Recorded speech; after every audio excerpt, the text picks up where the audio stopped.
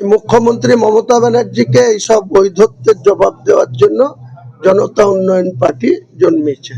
ওয়াকফ আইন যেটা কেন্দ্র সরকার অ্যামেন্ডমেন্ট করেছিল, তাতে অমুসলিমদের যে বিভিন্ন কমিটিতে যে ওয়াকফের চেয়ারম্যান সহ ব্লকে ব্লকে যে মতোয়ালি আছে, সেখানেও অমুসলিমদের আধিকারিকদের আধিপত্য কায়েম করতে চাইছে।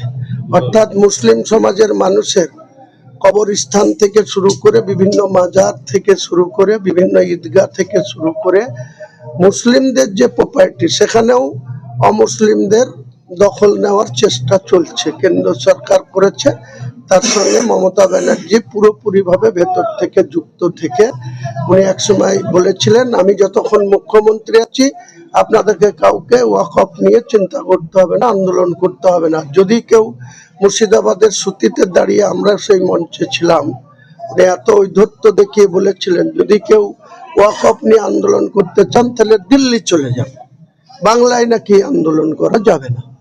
তো তাই মুখ্যমন্ত্রী মমতা ব্যানার্জিকে এইসব বৈধত্বের জবাব দেওয়ার জন্য জনতা উন্নয়ন পার্টি জন্মেছে।